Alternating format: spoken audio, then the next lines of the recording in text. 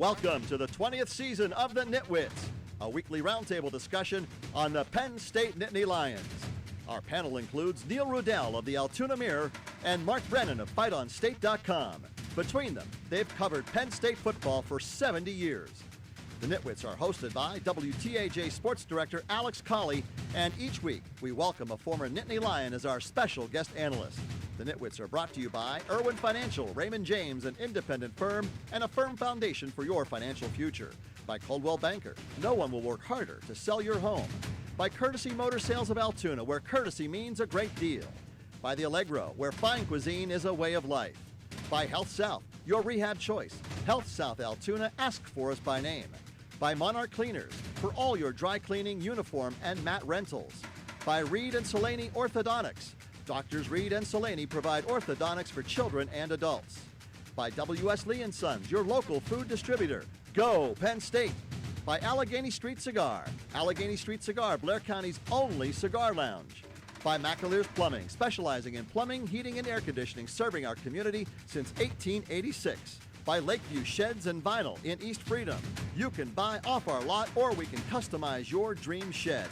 By Shields Awards and the Sports Shop. We have a fantastic selection of awards, apparel, and memorabilia at great prices. By EasyToUse.com, your Yellow Pages connection in print and online. By FightOnState.com, as close as you can get to Penn State football without putting on a helmet. And by the Altoona Mirror, featuring Penn State Game Day every Friday and Penn State Extra every Sunday.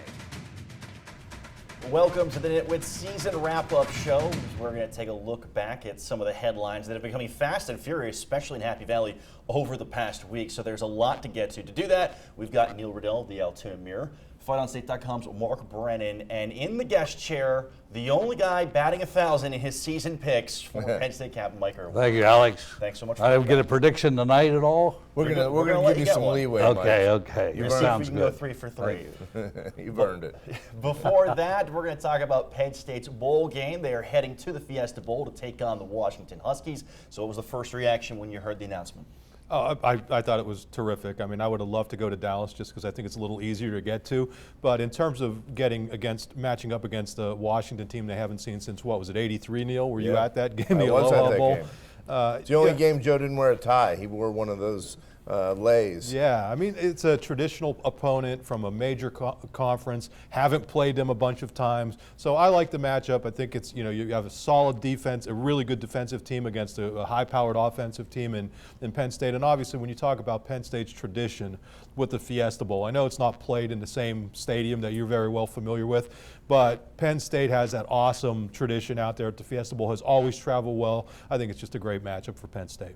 Yeah, I did not want to see a rematch with USC. And with all these bowl configurations and the fine print of who can go where and what happens, there was a lot of rumors right up until today that potentially that could happen. And I think you could play that game 100 times and it wouldn't be as entertaining as it was last year. It would have been really hard to live up to. So I like the Big Ten, Pac-10. Washington certainly a name opponent.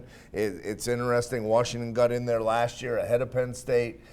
So I think it's a win-win. And right, like you said, they're 6-0 in the Fiesta Bowl. So. Unfortunately, you don't get a choice. In the old days, they used to give you a choice. They'd contact you what bowl to go to. The committee decides where you're going to go. And I mean, just from a selfish reason, I had relatives in Florida, and I was hoping we get down somewhere in Florida, either Tampa or Miami or somewhere there. I would have been there. I'm not sure about Arizona. I've been out there, but not for the Fiesta Bowl.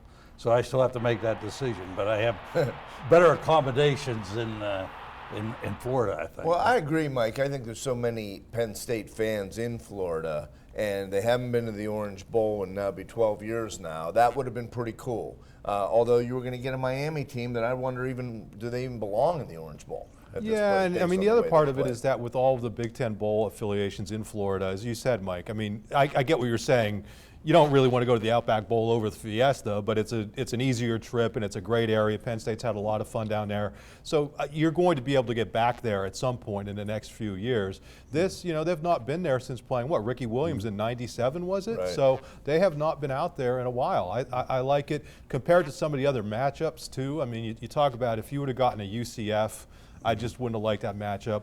You know, I think USC Penn State would be a fun matchup, but just as Neil said, do you want to see that again? And well, I like that Miami's not looking matchup so with good. Wisconsin and Miami. I think Penn State would like to see Miami. I think that'd be a high-scoring game. And Washington is probably a better team. They're rated 11th and Miami's 10th. But I think Penn State would be better against Miami down there. I think Miami's got hammered a couple times this year. I think. Late in the year, too. It's, just watching them, I was disappointed they weren't very competitive against Clemson.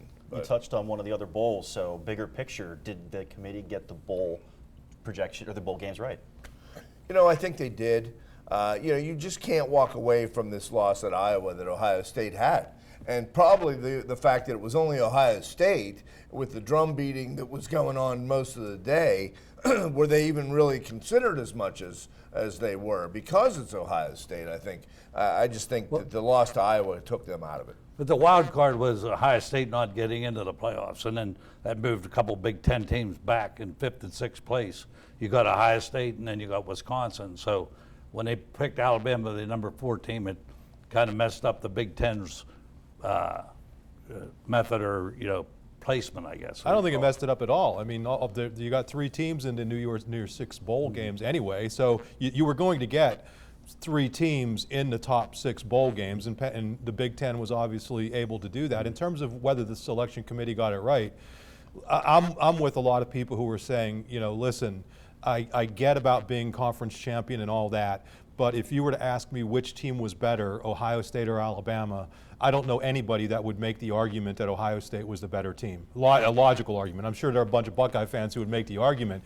But as Neil said, you don't lose a game by 31 points to Iowa, which isn't a bad Iowa team, and there's no embarrassment in losing in Iowa City, but getting pounded like that really should eliminate you from title contention.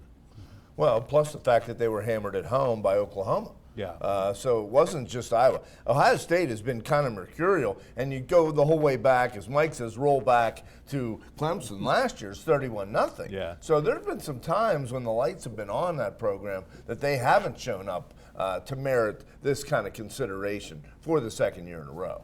And the criteria is the 4 best teams going in. And Yeah. I think Alabama had some injuries during the year that these guys are going to be back. And I don't know why I would want to play Alabama. I'm not sure Clemson wants to play Alabama, as an opening game, the first game in the playoff. I guess. In the Sugar Bowl, too. Right, and Mike, you have it exactly right. As you look at those teams, who would you rather play, Ohio State or Alabama? Mm-hmm. Oh, no question. Right, and I think most people, if you look at it that way, they got it right. This thing's never going to be perfect, but I think it's a lot better than it used to be. Well, and not just that, but here's Alabama as the 4th seed, so you presume they're the underdog. They're not. Right. They're favored. All right. Well, and by the way, you mentioned alumni out in the Valley. The man in charge of the alumni chapter for watch parties, Pete Lisicki. There you go. So there you go. Penn State hoop star. Yep. All right. Well, we're going to take our first time out here, but when we return, the bowl game is coming up. The coaching staff picture is going to look vastly different than the one at the beginning of the season. We'll take one break, and we'll break down the coaching changes here right after this.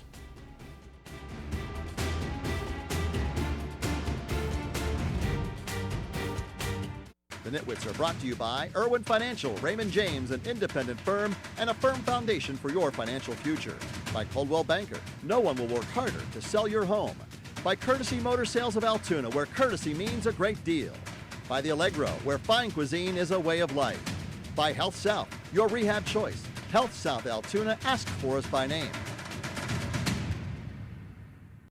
We now return to the NitWits. A roundtable discussion of Penn State football. Welcome back. Joe Moorhead drew a lot of interest from teams last season. This time around, it was Mississippi State that was able to lock up the now former Penn State offensive coordinator. Were you surprised that Joe Mo took the job as the top dog in Starkville, or surprised that it happened as quick as it did? I think it's a great situation for him and Mississippi State. Happy for him. He stayed the second year, former head coach at Fordham. You kind of knew it was going to happen eventually. I think he's going to do well down there. I mean, he's different than, he doesn't have SEC ties or Southern ties, but I think it's a good choice. And they moved, when you see what Tennessee has gone through, I'm impressed how Mississippi State had their guy. in position and buttoned it down without like a whole lot of drama. You're impressed by what Mississippi State did. How about what Penn State did? Tennessee's gotten hurt worse by the Sandusky scandal in terms of coaching hires than PSU did. PSU actually got it right. In terms of Jomo, the only thing that surprised me a little bit is, listen, he's going to be able to get it done X's and O's wise, but that's a tough place to recruit. And I'm not saying it's tough. I mean, there are good athletes down there. He has not really been down there, so he's really going to have to surround himself by at least a couple of just absolutely, gung-ho recruiters who get after it, because to compete in that conference, it's more than X's and O's. You obviously need a whole lot of talent. So, best wishes to him. I thought he was terrific for Penn State for 2 years, redesigned this offense, and it's, they're obviously going to stick with it with promoting Ricky Ronnie to the OC now. Yeah, he was a catalyst to get Penn State's offense moving again. And I think he is. I mean, he's in a tough league down there in the SEC. Mississippi State, I mean, when you're competing with Alabama and Auburn and Georgia and Tennessee and some of those teams, he's going to have his hands full down there. I think he's an excellent coach. I mean, and I think he's, great. I think it's a great opportunity for him. And I think everybody, like Neil said, knew he wasn't going to be around forever after turning that offense around. And the last couple of years, they've been great offensively. Probably the best Penn State's offense has been for ages, I guess, maybe all time. They have more points now than they've ever scored. Well, you raise, I think, a good point, because, to me, he's had great success with Franklin's players.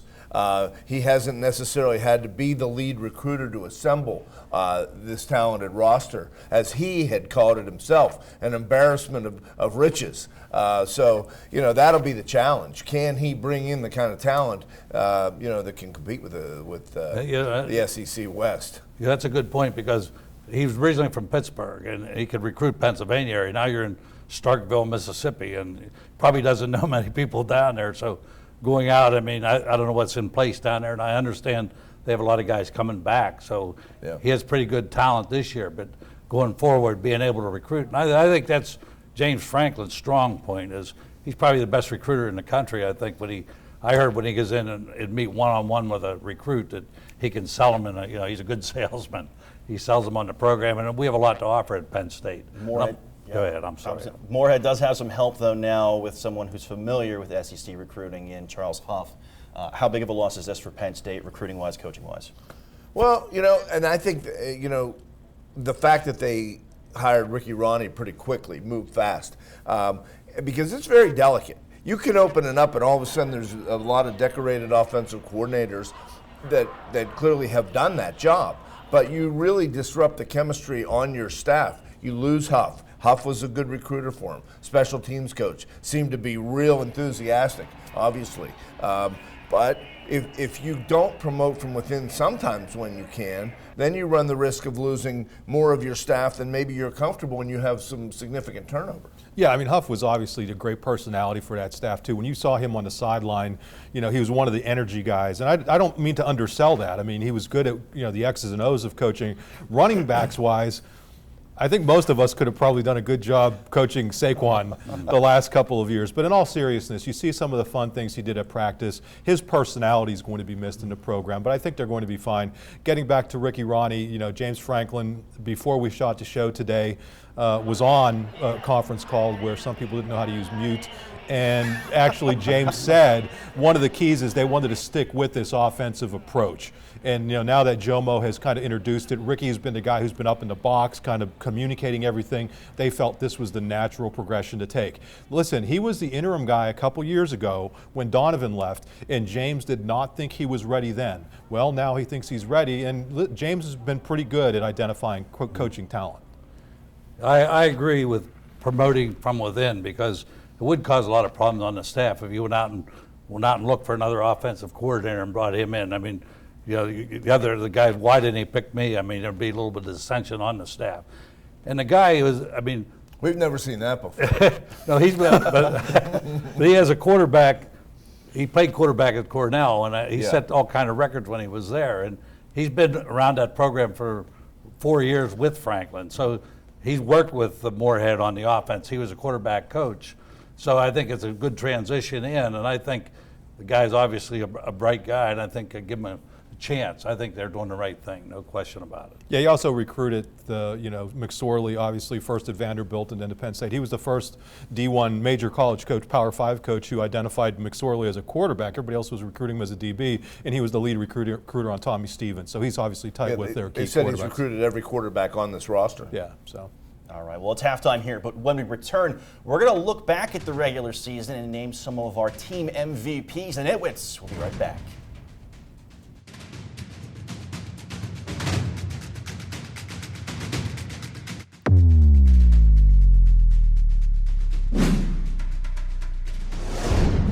The Nitwits are brought to you by Monarch Cleaners for all your dry cleaning, uniform, and mat rentals. By Reed and Solani Orthodontics. Doctors Reed and Solani provide orthodontics for children and adults. By W.S. Lee & Sons, your local food distributor. Go Penn State. By Allegheny Street Cigar. Allegheny Street Cigar, Blair County's only cigar lounge. By McAleer's Plumbing, specializing in plumbing, heating, and air conditioning, serving our community since 1886.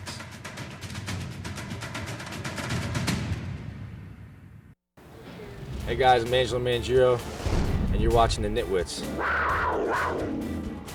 Welcome back. Through the ups and the downs, there were some steady hands guiding this PSU team. Starting with the offense, who were your season MVPs? Well, I think your MVP is Trace McSorley.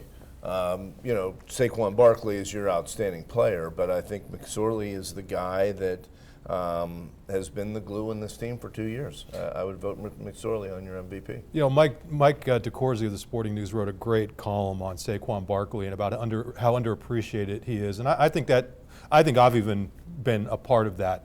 Listen, when you have a guy who forces every defensive coordinator to game plan against him, I think he has to be the MVP. As good as Trace McSorley was, in the heart that kid has, I don't think they're in the position they're in a lot of those games without all of the focus that Saquon's taking off of everybody else. So that may be a little bit of a backward way of looking at it, but I have to argue with Neil over something here, and it's going to be me saying Saquon Barkley is MVP. Well, listen, I think you're both right. I have them both never been the case. co-MVPs. I have his co-MVPs because you look at what Barkley has done. I mean, he just got the Offensive Player of the Year for the Big Ten.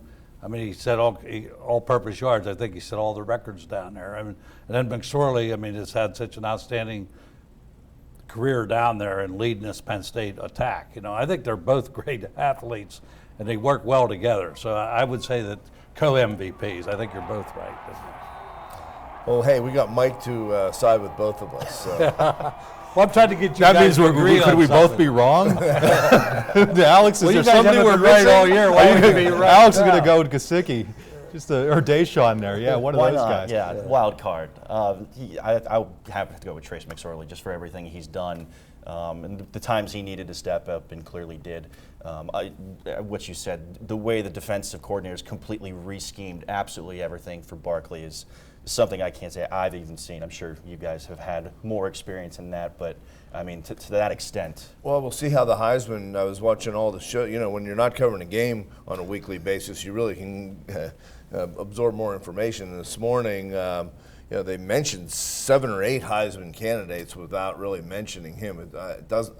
I don't know if he's going to be invited to New York, and I think that is a shame because I think he deserves to be part of that conversation. Yeah, I mean, I hope he is because he's been a great representative. And I do think, again, we'll go back to if you had to pick one player, and I know that that's not always what the Heisman is about, but if you were starting an NFL team and said, I could pick one player from college football right now, for me, I mean, I think that's a whole different topic. I get it. About NFL, I get it. But yeah. what I'm saying, when I'm looking at the best player, if somebody were to ask me who I thought the best player in the nation was, I would find it difficult to imagine there's somebody better than Saquon out there. I agree with you, Mark. I mean, I don't think the guy's getting a fair chance. I mean, these teams just loaded up to stop him. I mean, and so they took a lot of yardage away from him. But so if you want to pick the best player, he is the best running back in the country by far, I think.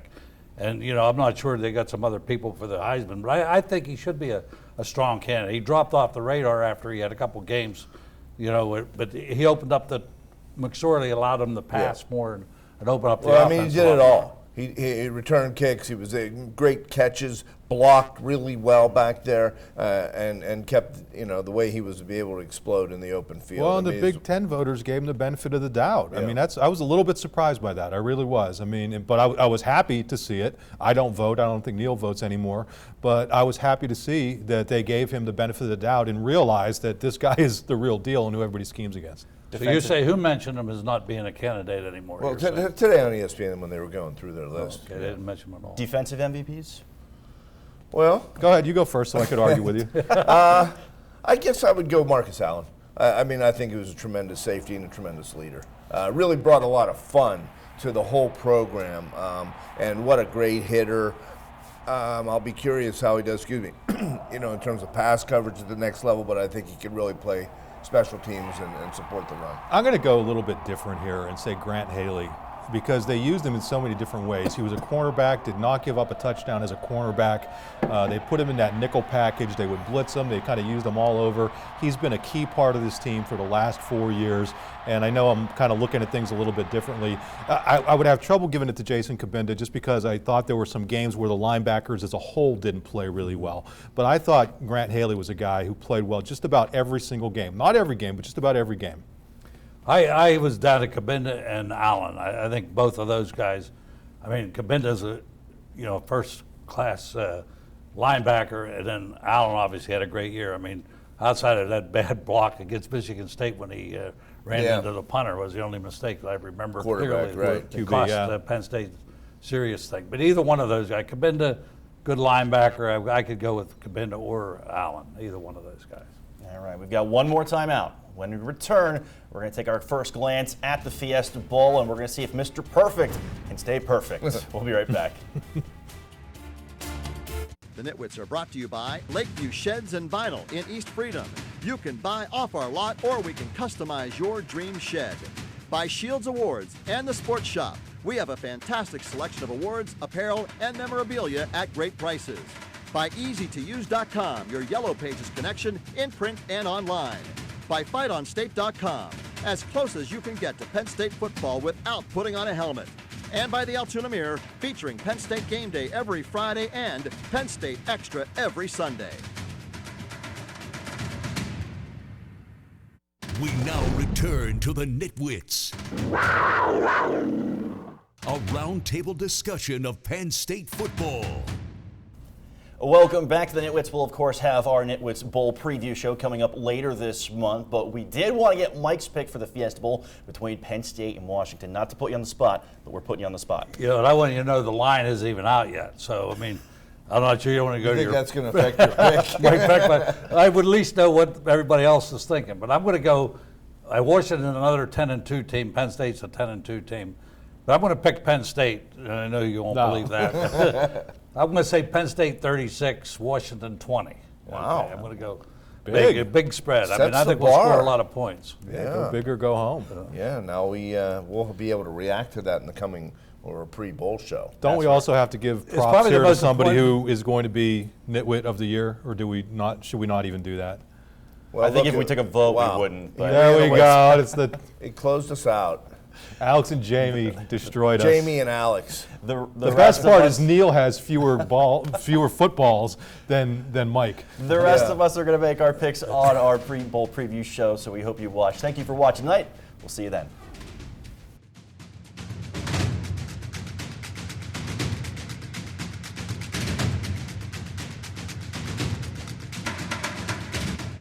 The Nitwits are brought to you by Irwin Financial, Raymond James, an independent firm, and a firm foundation for your financial future. By Coldwell Banker, no one will work harder to sell your home. By Courtesy Motor Sales of Altoona, where courtesy means a great deal. By the Allegro, where fine cuisine is a way of life. By Health South, your rehab choice. Health South Altoona, ask for us by name.